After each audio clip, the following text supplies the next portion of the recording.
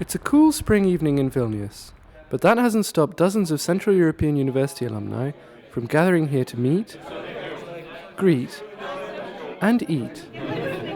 Not to mention hear about the latest developments in Budapest from President and Rector John Shattuck. You really are, I don't think it's trite to say that you are the heart and soul of the university.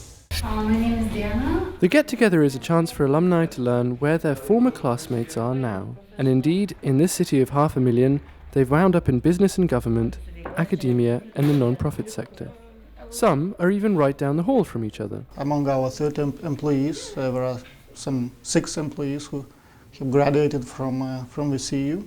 Egidijus Barcevičius is a manager at the European Public Policy and Management Institute and a CEU alumnus. Once you start looking for employees with some experience abroad, there are quite a few bright young Lithuanians who have actually studied at the CEU, and so this is what happened. It's a tight-knit circle in this office. I basically learned about an internship opportunity from my CEU colleague and colleague here as well. I was talking to my director who was graduate of CEU, and he just advised me as one of the options to go to CEU.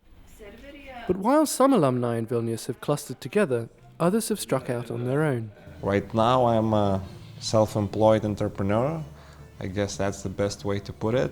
Artas Bartas launched a tech startup just 8 months ago. It's a far cry from his degree in international relations, but he says the work ethic he picked up at CEU still serves him well. And I think, it works very well if you apply those principles for writing, essays in CEU, but at the same time, 5 years down the road, if you apply these principles, to running a business, you can get very far as well. Across town, Professor Irmina Matonytė has instead hewed closely to the academic work she started as a CEU student. My research theme is elites, post-communist transformations and elites.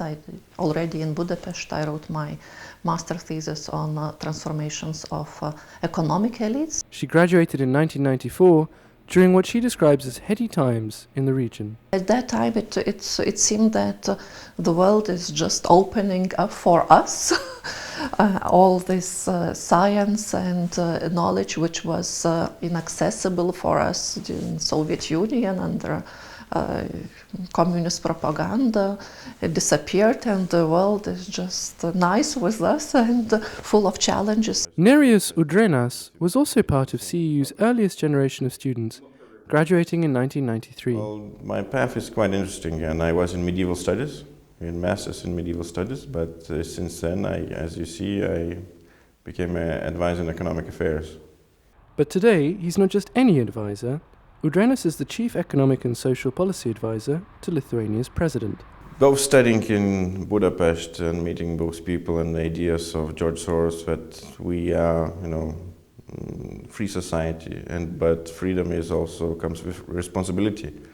Responsibility to our country, to our region, to our continent. Feeling a similar call to serve, Vaida Pilibaitytė came to CEU to make the transition from environmental journalist to environmental advocate. Going from observer to being an advocate somehow felt very natural for me. And the CEU gave me that confidence while, providing me with this knowledge and with this expertise, and it's really, really rewarding being in this really inspiring and intellectually stimulating environment that it was back in Budapest for me. Despite differences in age and profession, alumni here in Lithuania share a similar fondness for their time at CEU. After 14 years, I remember these times very in positive light. When I hear that someone is applying to study at CEU, I'm happy for them and happy for CEU. I can definitely say these were probably the best years of my life. But tonight, Tomas and his friends are not only celebrating the last 20 years of CEU, they're also looking forward to what the next 2 decades have in store.